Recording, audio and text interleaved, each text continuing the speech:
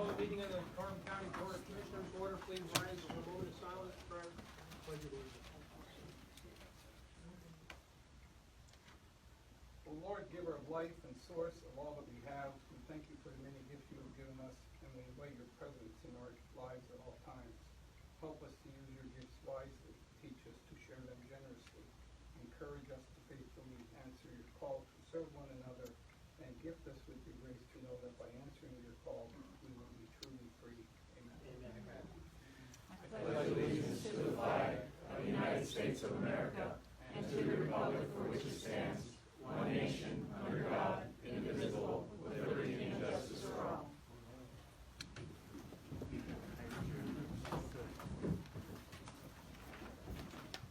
These proceedings are being recorded for the sole purpose of constituting the accuracy of written minutes. Tapes are reused, eliminating recorded records of these proceedings. Approval of the minutes of the previous meeting held July 25th, 2019. So moved. Second motion. Mr. O'Gore? Yes. Mr. Gerhart? Yes. Mr. Notstein? Yes. Under events concerning county business, at this time, this man, lady has to leave in a hurry, so feel like. Hi, my name's Annette Tenisi. I just have two questions. This is concerning the carbon shelter. Are any donations from wills, anything like that, where does that money go directly to the shelter, or does it go in a general fund?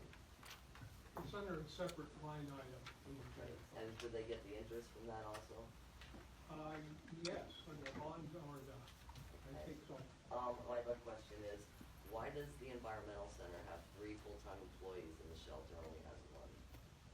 That's a separate organization, really, under the conservation district. At least one of those positions are full-time under the conservation district through grants, et cetera. They fall under that. Okay, thank you very much. That's all. You're welcome. Yes, sir. Your name and where you're from, sir. All right, my name is John Johnson, and I'm from the SOS Committee here in Jim Thorpe. I'm also a resident of the county, and I'd like to find out where the county is in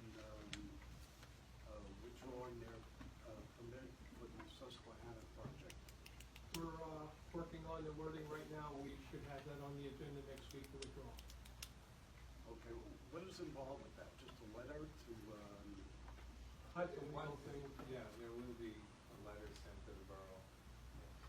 okay, so I could expect to see that next week? Well, it's anticipated to be on the agenda next week. What does that mean? It's been at least 3 months that you said you were going to do it. And it's No, still we not said done. we were working on it, sir, because this is a complicated project. There were many applications that were filed and many different permits. So we had to review that with our architects, with our building consultant, with our land use attorney, to be sure that everything was being handled the right way. For just a withdrawal? Yes, sir. Yes, sir. This is not a resubmission, this is a withdrawal. I right? understand that, sir. Okay. So hopefully I'll see something next week. That's what our intention at this time is. Thank you very much. Yes, sir. Any other guests? Great. Good morning, Commissioners. Mary Ann Llewellyn, Lehighton, PA, and Carbon County resident. In reference to the donations for the shelter, you said it's a separate line item. That's correct, or is it just under the general fund, but it's, yeah. It's a separate line item under the Separate general line item. I fund, mean, it's in the general fund, but it is Okay. under a separate line. but it's listed as Yeah. restricted, and it's restricted for the animal shelter. It is? Yes, it is. Okay. So if I do a right-to-know request, I can ask for the documents for the donations for the last 5 years or whatever, and the expenses because of that line item? Absolutely. Okay, great. Thank you. Mr. Truby. Yes, Jerry Strubinger, Jim Thorpe here. With regard to the bridge project down at the walking bridge, Yes. some time ago it was said, I saw in the newspaper, that they were going to extend the footpath on this side of the river up and through the parking lot there. Is that still an ongoing It's project? still under engineering and that. Okay. And how much, is that totally a carbon, is that totally a county project? Or is, Yeah, that's a county project. okay, Yes. how much is involved in it so far? Do you have that idea? I have to look to see what is involved so far, but all that so far, I think, has been great. What's the dollar amount? How much? That I couldn't give you offhand without going to, looking it up. Okay, thank you. Okay, well, one more question here. Is the county gonna retain ownership of this railroad bridge I saw in the paper last night? They're just hoping to fund it or something? Or grant, there's a grant or something. I think, did the county It's make strictly application? a grant from the state to the Reagan Northern, Mhm. who is the owner of that property. Ah. And we have no involvement in it Mhm. at all. I mean, we're not helping to fund it. It's not on our land. It's on their land, and it's between the state and him. The state gave him, I think, 10 million, and we put 4 million towards it, and it's a $14 million project. And when does his contract with the county run out? 2038. Ooh, boy, you'll be dead and born probably by then.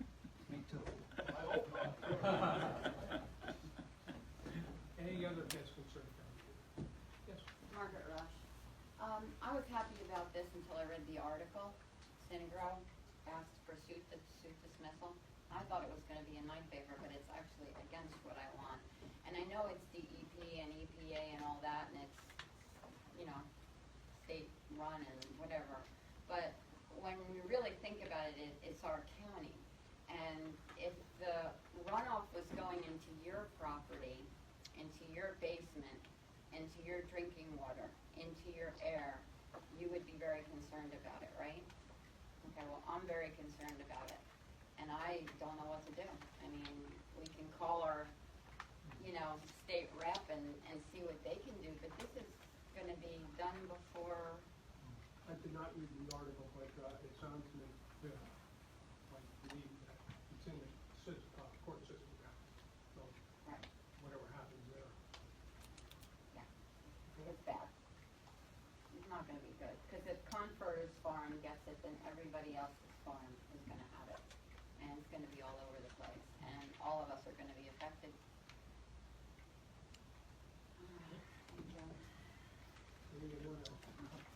Good morning, Chris Lukasevich from Jim Thorpe. What is the status of the air conditioning at the animal shelter? They're supposed to be up there today. They were in yesterday, from what I understand, when they were supposed to be. They had to order the motor for the air handling system. It's not the air conditioning unit itself. It's only one of the units. There's two separate units, a smaller one for the front office area and a larger one for in the back. And that's where the motor went, and it was not a stock item. It's something they had to order, and they finally got it in this week. They were up, I would understand, they were there yesterday. I didn't think they showed up, but I was told this morning they did show up, but Mr. Connors was not there at the time, but they are up this morning. I was hoping to have a phone call this morning before the meeting telling me that it is running, so hopefully so this morning I'll get that phone call. Great. When did we first learn of that problem? Probably early last week. I think. Early last week. So when I read the Times News and I hear about all the progress in the shelter, yet not one mention of a significant problem up there, again, we're kind of given the good news but not the bad news. Let's have a little more transparency when individual commissioners speak, and let's give us both sides of the story, because it is a double-edged story there, right? Double-edged, and we got half the story. So my second question, Commissioner, in regards to the board that is being set up to assist with your decision-making in regards to the Director of Veterans Affairs, what guidance has been given to the VSOs in regards to the minimum requirements for individuals to sit on that board to ensure that we end up getting a recommendation for the best individual for that position? We won't be given the job description. Yeah, but I want to know the individuals who are going to sit on that board. What is the requirement to sit on that board? I mean, I want to ensure there's a Cold Warrior, a counter-drug, a GWAT, a Korean, a Vietnam veteran. I want to ensure there's a male, a female, a black, a white, a Hispanic. How are we going to ensure there's good representation across the board? What guidance has the commissioners given to the VSOs to ensure that we get a good representation of the veteran population in Carbon County? From what I understand, they were asked for volunteers. In one particular case, we had trouble getting one Right. because, because of the low membership in that Right, yeah. particular Yeah. organization, so. So basically, we simply ask for volunteers for no minimum qualifications, although the position itself excuse me, just a second, I'm sorry. So the requirement for the position has minimum qualifications, but basically anyone, as long as they're a veteran, can sit on the board to choose that individual. Correct. All right, thank you. Okay, any other questions concerning county business? Hearing none, we'll move on. Report of executive session held. Hearing none. Department reports. Budget transfer. So moved. Second motion. Mr. O'Gore. Yes. Mr. Gerhart. Yes. Mr. Notstein. Yes. There are no supplemental appropriations. Expenditures. Approval of check numbers 207411 through 207512 for expenditures for the general fund clearing account totaling $1,501,845.61. So moved. Second motion. Mr. O'Gore. Yes, with the exception of the bills for the Times News and Blue Ridge Communication, to which I abstain because I'm a part-time employee of the Times News, which is a sister company of Blue Ridge Communications. And I'd like to present to the keeper of record a memorandum stating my potential conflict of interest with PENCOR-related companies as per the advice of the State Ethics Commission. Mr. Gerhart. Yeah. Mr. Notstein. Yes. The treasurer's report. Move to approve. Second motion. Mr. O'Gore. Yes. Mr. Gerhart. Yes. Mr. Notstein. Yes. This time we'll recess the weekly meeting of the Board of Commissioners. The monthly meeting of the Salary Board. First item, approval of the minutes of the salary board meeting held July 11th, 2019, and the special salary board meeting held July 25th, 2019. So moved. Second motion. Mr. Francis. Yes. Mr. O'Gore. Yes. Mr. Gerhart. Yes. Mr. Notstein. Yes. Are there any tests concerning salary board business this time? Hearing none, we'll move on. Report of executive sessions held. There was one executive session held on January 29th, 2019 at 10:30 a.m. July 29th. July 29th. District Attorney, Ms. Engler. Good morning. Good morning. This morning, I have a motion to change the rate of one county detective from $16.02 per hour, grade 12, step A, to $21.52 per hour, grade 12, step K, effective August 1st, 2019. Second. Ms. Engler. Yes. Mr. Francis. Yes. Mr. O'Gore. Yes. Mr. Gerhart. Yes. Mr. Notstein. Yes. Thank you very much. Sheriff Abdullah. Good morning. Good morning. I'm here to make a motion to abolish the positions of 4 special deputy sheriff trainee positions at $14.53 per hour. That's a grade 10, step A, effective August 1st, 2019. And to abolish the positions of 4... We're going to take them Okay, separately. all right. So I'll second first motion. Sheriff Abdullah. Yes. Mr. Francis. Yes. Mr. O'Gore. Yes. Mr. Gerhart. Yes. Mr. Notstein. Yes. Okay. Secondly, I'd like to abolish the positions of 4 special deputy sheriffs at $15.26 per hour. That's a grade 11, step A, effective August 1st, 2019. Second motion. Sheriff Abdullah. Yes. Mr. Francis. Yes. Mr. O'Gore. Yes. Mr. Gerhart. Yes. Mr. Notstein. Yes. And my next motion is to establish the positions of 2 deputy sheriff positions under the Sheriff's Association Union at the prevailing rate effective August 1st, 2019. Second motion. Sheriff Abdullah. Yes. Mr. Francis. Yes. Mr. O'Gore. Yes. Mr. Gerhart. Yes. Mr. Notstein. Yes. Thank you very much. Thanks. Thanks, Tony. Next item, the Communications Center. Change the rates of 5 part-time dispatcher trainees from $11.61 per hour, grade 3, step E, to $12.80 per hour, grade 5, step E, effective August 1, 2019. Second motion. Second motion. Second. Mr. Francis. Yes. Mr. O'Gore. Yes. Mr. Gerhart. Yes. Mr. Notstein. Yes. Change the rates of 6 part-time dispatchers from $12.07 per hour, grade 5, step C, to $13.32 per hour, grade 7, step C, effective August 1, 2019. So moved. Second motion. Mr. Cranston? Yes. Mr. Bohr? Yes. Mr. Gerhart? Yes. Mr. Notstein? Yes. Change the rate of 1 part-time dispatcher from $12.43 per hour, grade 5, step D, to $13.72 per hour, grade 7, step D, effective August 1, 2019. So moved. Second motion. Mr. Craftsy? Yes. Mr. Bohr? Yes. Mr. Gerhart? Yes. Mr. Notstein? Yes. Change the rates of 2 part-time dispatchers from $15.28 per hour, grade 5, step K, to $16.85 per hour, grade 7, step K, effective August 1, 2019. So moved. Second. Mr. Cranston? Yes. Mr. Bohr? Yes. Mr. Gerhart? Yes. Mr. Notstein? Yes. Parks, change the rate of 1 seasonal park ranger 1 from $15.88 per hour, grade 10, step D, to $15.42 per hour, grade 10, step C, effective August 1, 2019. So moved. Second motion.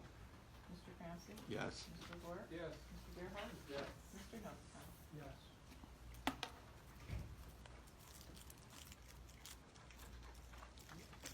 Any further business for the summer then?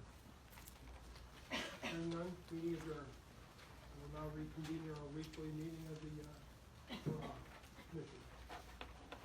The next item is the personnel report with the correction to the resignation. This would be Brendan J. Carroll. I'll make that motion with correction. Second motion. Mr. Bohr? Yes. Mr. Gerhart? Yes. Mr. Notstein? Yes. Correspondence was received as listed. Copies will be made available to the press upon request. Boards and authorities, Area Agency on Aging. Resignations. Represents the community, Brian Harrison of the Social Security Administration, and represents the consumer, Jeannie Marie Boyd of the Senior Center Nursing Home team. So moved. Second motion. Mr. Bohr? Yes. Mr. Gerhart? Yes. Mr. Notstein? Yes. An appointment to a 2-year term to June 30, 2021, representing the community, Helene Kennedy of the Social Security Administration. Move for the appointment. Second motion. Mr. O'Gore? Yes. Mr. Gerhart? Yes. Mr. Notstein? Yes. Reappointments, 2-year terms to June 30th, 2021, representing the community, Pastor Sharon Fry and Jean Zimmerman, and representing consumer, Sandra Gallagher, TV Senior Center. So moved. Second motion. Mr. O'Gore? Yes. Mr. Gerhart? Yes. Mr. Notstein? Yes. 1-year terms to June 30th, 2020, representing the community, Joseph Sedlin, Virginia Jenny Costco, representing consumer, Marguerite Costenbader, Anthony Vinicelli, Grace Ruggiero, and Diane Ludicky. So moved. Second motion. Mr. O'Gore? Yes. Gerhart? Yes. Mr. Notstein? Yes. Children and Youth, for approval and execution, fiscal year 2019-2020, memorandum of understanding with the Pennsylvania Children and Youth Association of Harrisburg for the CAPS technical support at the rate of $799.11 per year. Move for the agreement. Second motion. Mr. O'Gore? Yes. Mr. Gerhart? Yes. Mr. Notstein? Yes. County buildings, the HVAC repairs, for ratification of proposal submitted by Johnson Controls of Allentown, Pennsylvania, to repair the HVAC unit to the county administration building at a cost of $4,867. So moved. Second motion. Mr. O'Gore? Yes. Mr. Gerhart? Yes. Mr. Notstein? Yes. Electric RFP for approval, authorize Apollo Edison of Spring City, Pennsylvania, through Ingram Engineering to conduct an online electric auction to acquire the lowest electric rate for various county accounts and allow Apollo Edison to acquire historically electric usage. This authorization does not allow Apollo Edison to legally bind any contracts on behalf of the county. So moved. Second motion. Mr. O'Gore? Yes. Mr. Gerhart? Yes. Mr. Notstein? Yes. Emergency shelter for ratification. submission of the closeout fiscal status report to the Pennsylvania Department of Community and Economic Development for a 2017 Emergency Solutions Grant contract for the period of January 1, 2018 through June 30th, 2019. So moved. Second motion. Mr. O'Gore? Yes. Mr. Gerhart? Yes. Mr. Knutson? Yes. Loss prevention, the P-Court grant for approval and execution, application for $20,000 available for the 2019-2020 Pennsylvania County's Risk Pool Loss Prevention Grant to be used toward the purchase of the new camera system at the Carbon County Correctional Facility. So moved. Second motion. Mr. O'Gore? Yes. Mr. Gerhart? Yes. Mr. Knutson? Yes. Planning and Development for approval and execution, the Community Development Block Grant contract in the amount of $734,712 between the county and the Pennsylvania Department of Community and Economic Development for activity period of April 18th, 2019 through April 15th, 2023, along with the Federal Funding Accountability and Transparency Act subrecipient data sheet and delegation of signing authority sheet. Move for the contract. Second motion. Mr. O'Gore? Yes. Mr. Gerhart? Yes. Mr. Knutson? Yes. Municipal waste for adoption and execution of 2020 Carbon County Municipal Solid Waste Management Plan and Resolution. So moved. Second motion. Mr. O'Gore? Yes. Mr. Gerhart? Yes. Mr. Knutson? Yes. Solicitors report. Thank you. Parks and Recreation for approval and execution. A banner request submitted for the Weatherly Hill Climb Association for the Weatherly Hill Climb September 14th and 15th, 2019. The banner request August 30th through September 16th, 2019. So moved. Second motion. Mr. O'Gore? Yes. Mr. Gerhart? Yes. Mr. Knutson? Yes. Communications 911, agreement with Monroe West for approval and execution. Agreement with Monroe County and West for text to 911.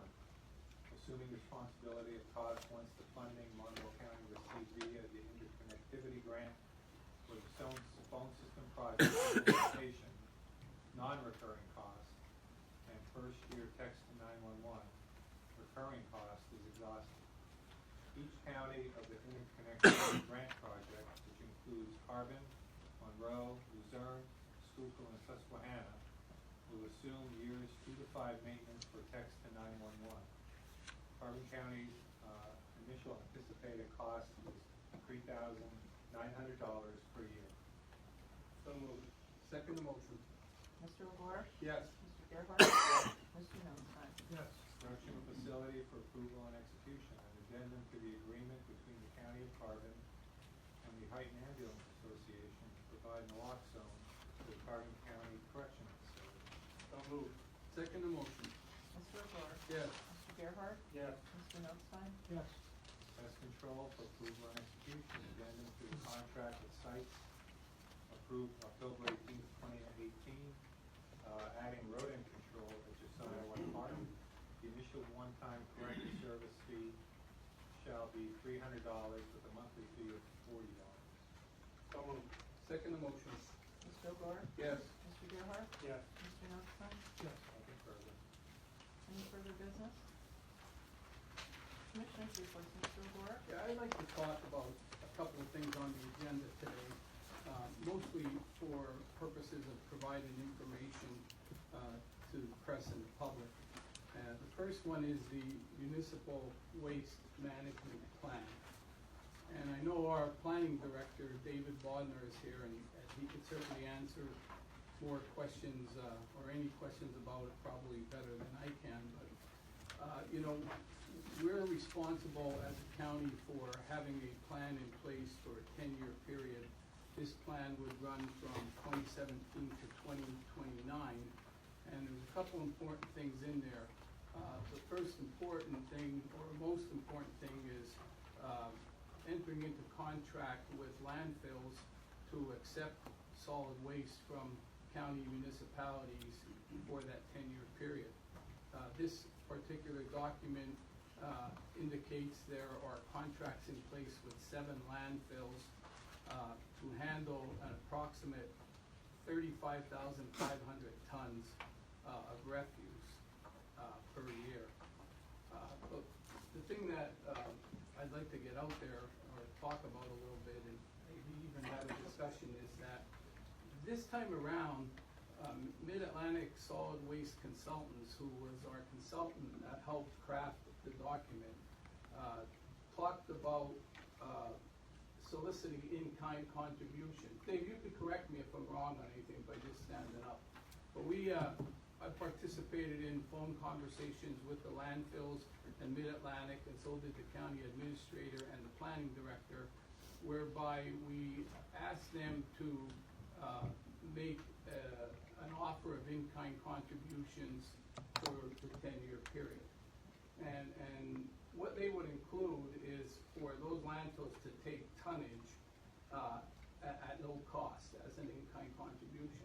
And I share that with you because I think in the future, the Board of Commissioner needs to have an open mind about how they can help municipalities with solid waste and disposal of things that might come along through those years. And we all know stories about blighted properties that need to be demolished and who's going to pay the costs associated with them.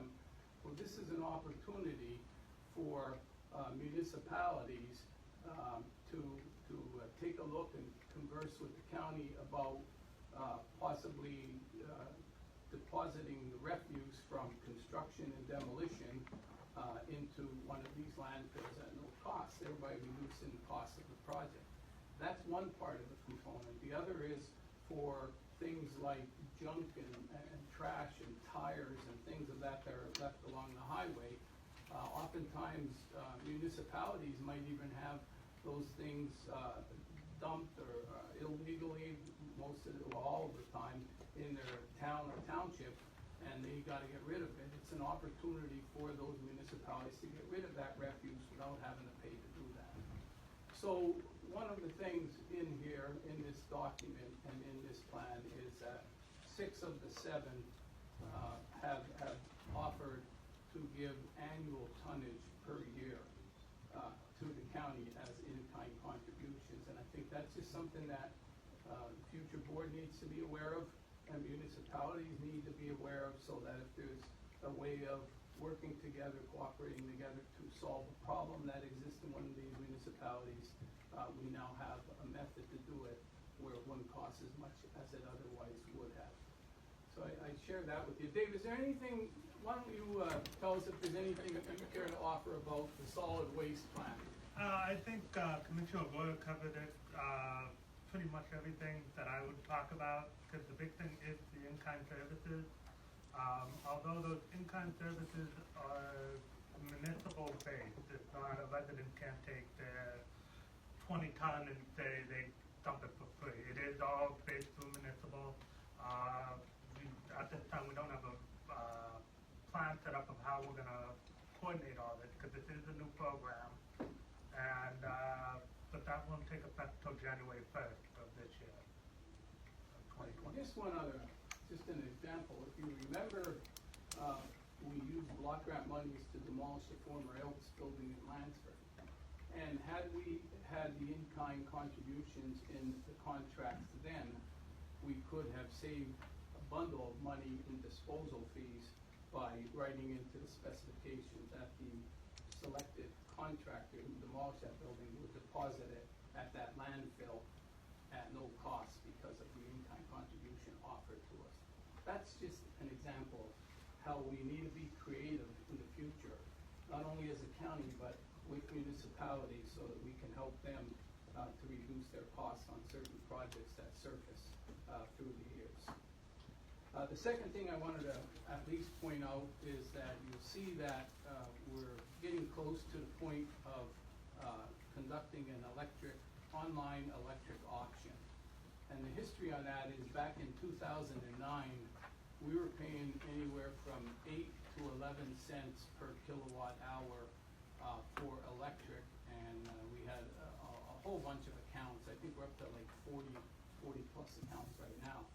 And we conducted the first of I think now this might be the 3rd or 4th time of online auctions to solicit rates that are cheaper, thereby saving the expense to the county. So in March of 2017, we entered a 3-year contract with Tri-Eagle Creus Energy of Woodlands, Texas, to pay 6.073 cents per kilowatt hour. And that was a considerable savings. It was actually about 2 cents per kilowatt hour cheaper than the contract that we entered 3 years prior to that. But this has been a process that we started and have seen the rewards of it in getting the best price possible for electric. I can tell you that under the current contract, saving 2 cents per kilowatt hours over the prior contract, and based on consumption of 2.7 million kilowatt hours per year over a 3-year period, we have paid $165,000 less in electric costs because of conducting the online auction. So that's what that agenda item pertains to. We'll be using Ingram Engineering again to get that in place. You'll hear more about it as we move forward. Again, contract start, I think, is due April 1st, is when the current contract expires, or March 31st. And you'll be hearing more about that process as we go. And what is done publicly when you solicit bids. So it's likely that you will see it here, whether it be this year or early next year, I don't know. But if you remember, we put a screen up and we saw the bids actually coming in, and then we changed the process that the bids were received by the controller, by email. And so we're going to be going through that process again. Hopefully it'll pay rewards in what would be less expense for electricity for the years ahead. Normally, that was done at a meeting. Right. And then we'd recess the meeting, have the engineer, and go in the back, have the engineer review all the specs, make sure everything's up to stuff on it, review with the solicitors, et cetera, and then reconvene the meeting in the afternoon, and then award the bid, because you only have so much time to award those contracts. So that's basically how we do that. But getting back to the solid waste, the county does have a solid waste advisory board, correct, Dave?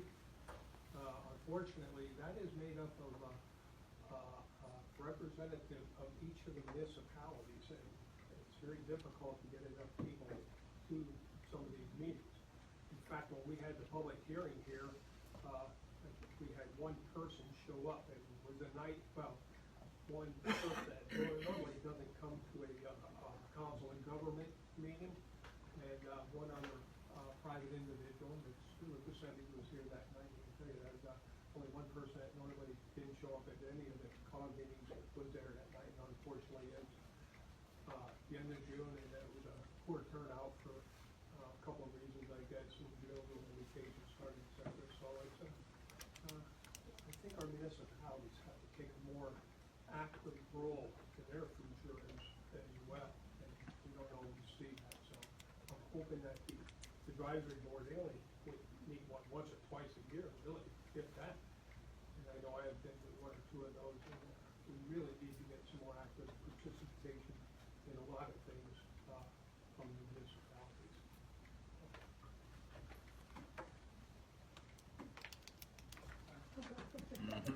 Commissioner Gerhart? Yeah, I just want to get back to the animal shelter. First of all, I take offense to the lack of transparency, because there is transparency at no time, and never has been a time that our animals have been neglected. When we found out about the air conditioning problem, Larry Sinicola and Tom Connors were speaking hand in hand to one another, and at no time was the temperature up above where it was supposed to be. When we determined that the temperature was rising, I went up Tuesday. Larry actually worked half a day, and he was out on another job. Went up to the site. We brought 9 fans in. We had the air conditioner going. We tried everything that we could. Everyone thought that we could have the motor the next day. But this is a unit that's over 20 years old, so it took several days to get the motor. I tried to get it in yesterday. Unfortunately, couldn't do that. So they were there at 8:30 this morning. But I said last week, and I'll say it again, It's all about the dogs. We take great pride in our shelter. We take great pride in the fact that it is county-owned shelter, and that's all I'm going to say. And Mr. Lukasevich, if you have anything to say about the shelter, you're more than welcome. Okay, thank you for that opportunity. I appreciate it. You just said it. You can speak with me after the meeting. Again, because your lack of transparency. That's why you always say after the meeting. Okay. Anything else? No, that's it. Okay. Kelly. Amy. In regards to the interconnectivity project, the text to 911, do you guys currently have that right now? No. Okay, so what will be happening there? Somebody be able to send a text to Now 911? we'll be able to, once the program is installed, we will be able to receive text messages. We don't have that ability now. And it's all part of the Act 12 now. We talked about that in the public meeting last week, where we get 83% of the fees from the 911 fee bill. 2% goes to the state for administration, 15% goes to interconnectivity. And we have 5 counties that we've been there that well, we work with other counties also, but it's a grant that was put in by Monroe County for the interconnectivity that, we get this equipment in and we'll only have to pay the maintenance. There's a pass-through for the counties participating in this particular project. There's other projects that they work on connectivity for. So we will now be able to, or once the system is installed, we'll be able to receive text messages for those that may be blind or hard of hearing, etc. And is there a time frame on when that is going to be installed? I'm not sure when that will be. I think one of the things to say about that is seeing that the 5 counties are all working together. And that's, not only Wayne knows a lot more about this than I do, he sits on the board or sat on the board, but the way funding comes from the state, they've been, and you see that Monroe is the one that's receiving the money to do it. The state would like counties to work together, interconnect with each other so that we have a better system. And obviously in communication, it's a very complicated process, but having the ability to work with all those counties, I think is what we're headed towards. And there may come a time when there's only one entity that oversees all these counties regionally, as opposed to every county having a 911 center. And the switching, what it entails, it starts off with the switching and being able to transfer information from one communication center to another. And starts off with that. This is another component that's being added that we can transfer information almost immediately. We've added already where, let's say a 911 call comes in and it's on a cell phone and they're actually on the other side of the line in Luzerne County. Dispatcher say it's a button, automatically transfers it to Luzerne County for that call if it's in their territory. If something happens, and we've had issues where we lost power, the generator failed, that we can automatically switch everything, and the dispatching is being taken over by Monroe County most of the time when we do that. We'll send our dispatchers over to Monroe County to assist them because they're more familiar with our territory and the district's fire, police, EMS, etc. So that's one of the many components in trying to, I guess we can call it redundancy of the equipment and backups that we ensure that we have a communication system in the event of a major weather emergency or whatever, especially with cell phones now. You can't hit one tower to go to another tower, maybe on the other side of the line. So it's part of a full scheme. It's statewide, at 15% they apply for projects, and if it's not interconnectivity or not related to working with other counties, there's very little chance of you getting anything. Okay. Commissioner Rourke said 5 counties. I heard Monroe, Luzerne, and Carbon. Where It's on the the other? Susquehanna and Carbon, Monroe, Luzerne, Susquehanna, and Schuylkill. Okay. And Commissioner Work, I just want a clarification on your municipal solid waste management plan. You had originally said 2017 to 2029. Is it 2019 that should be the plan? The plan actually starts January 1, 2020. The new plan, right, You David? said 17 to Did I- 29. Yeah, you said 17 to 2029. And it's a 10-year plan. David, the document for solid waste, I saw in there the capacities starting with 17 through 29. But does the plan start in 2020? The plan is currently, right now, the disposal capacity will start January 1st of 2020. They're good for 10 years.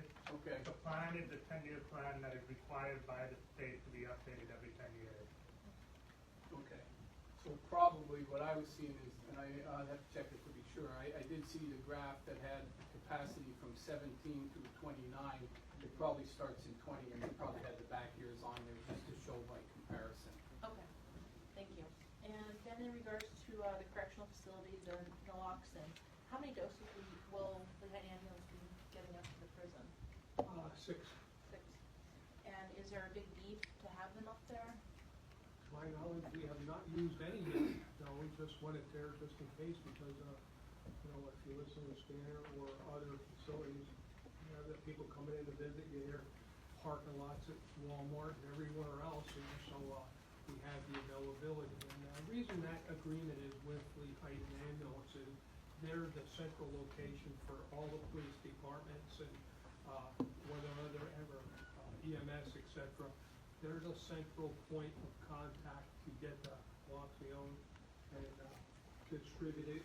The ones getting it and using it are required to provide information on the use, why it was used, where, on who, etc.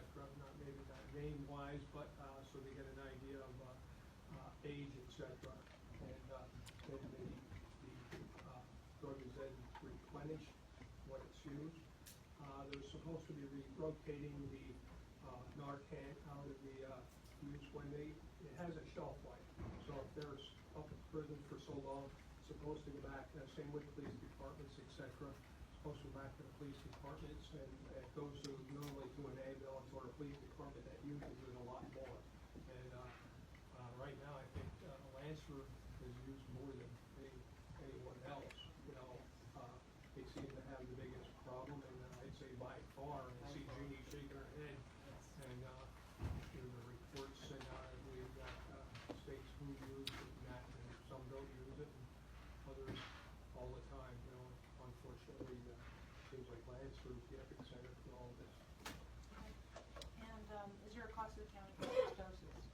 No. And that's all I have, and thank you, gentlemen. So I thought maybe one of you would ask about the salary board action, and you didn't, but I think it would be advantageous at least to get it out there and discuss a little bit about what we did today. And I don't want to put them on the spot, but I will defer to the district attorney and the sheriff to discuss situations in their office. And I think what you're going to see now is she is bringing on, she meaning the district attorney, is bringing on the second full-time county detective to help with the workload. And I'll just shut up at that point and let, maybe you want to address that? Certainly. I think it would be wise to get it out there to let people know. The position of the second county detective was created, I believe, back in 2014.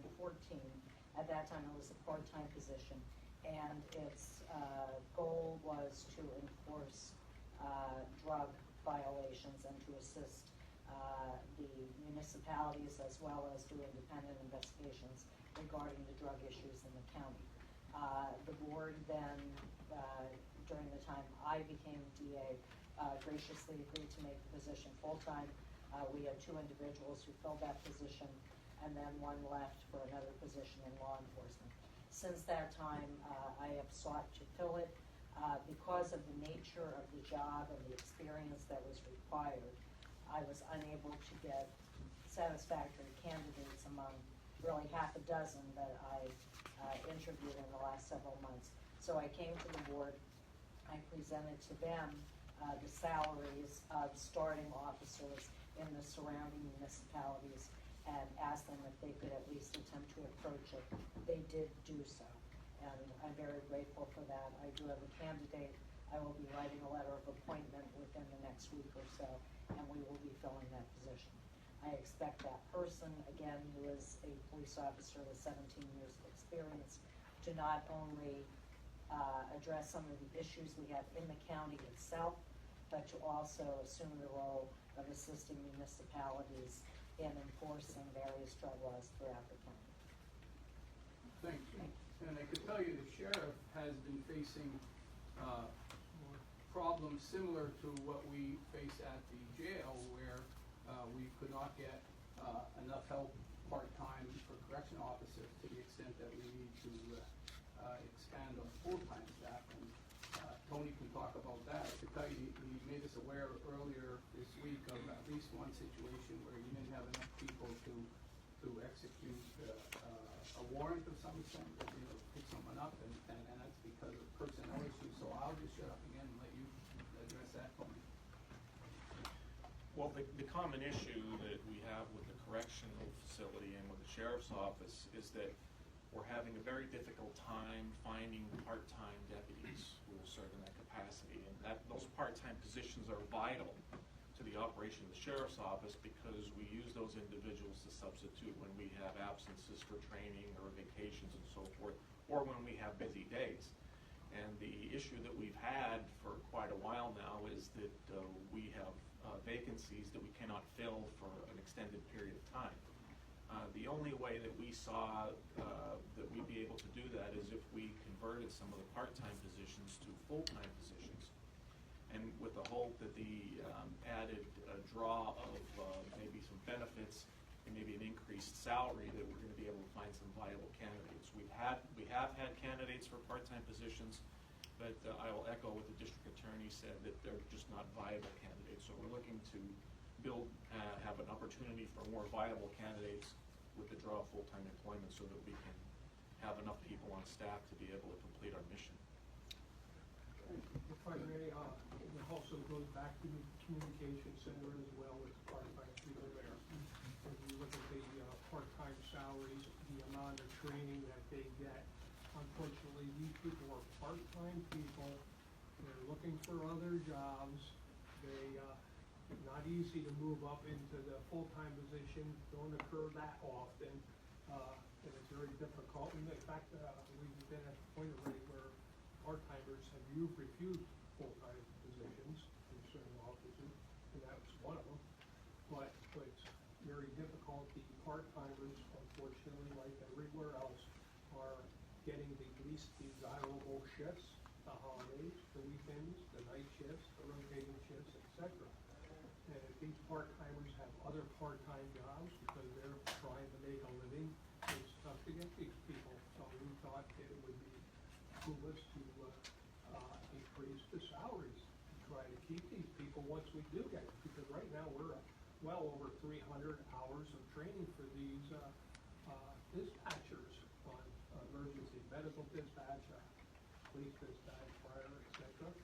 And it can be an extremely stressful job at times. So we're hoping that this increase will, in salaries for the part-timers, will attract more. We get very few qualified people that can do the typing, etc. for dispatchers. Very few. It's like a lot of the offices right now, we don't get that many applications. So hopefully this works. If not, we will most likely be looking at more full-time people in the communications center. Hey, Ryan, I'm sorry.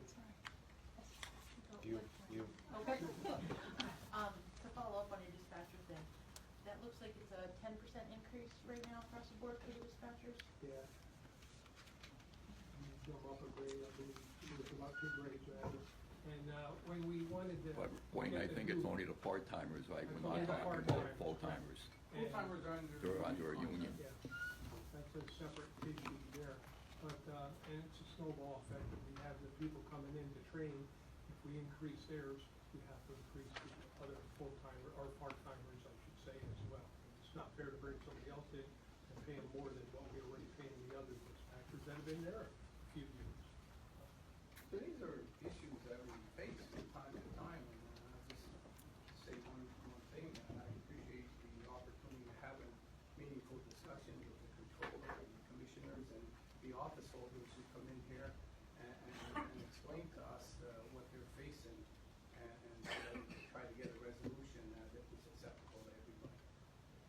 several years ago, you remember, I don't know if you were coming at the time, Lee, but several years ago, we had the same issue in children and youth.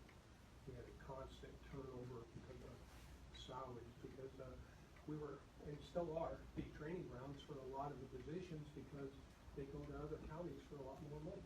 And although there's a cost for traveling, I used to drive to Bethel every day for 23 years, so you know, when I lost my job there, it came to the county and actually, you know, big savings and wear and tear of the vehicle and that, but that's something we had to do years ago, and we still have a turnover in children and youth. And I've always said that people in the caseworkers and children and youth have the most difficult job in this county, including county commissioner. They're the ones that are out there making the most serious decisions and under a lot of stress with all the legislation and rules and policies that they must follow.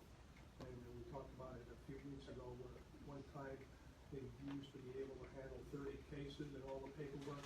It's not the case anymore. They're down to about 19 now because of all the additional legislation and backup paperwork that they have to do all the time and constant training, etc. So it's just a vicious cycle, and we lose a lot of those people too. You know, we're still doing something not like we used to. Brian, nothing. Good.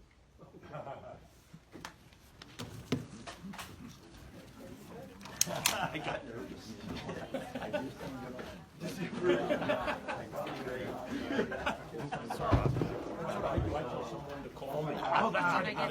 Commissioner O'Gara.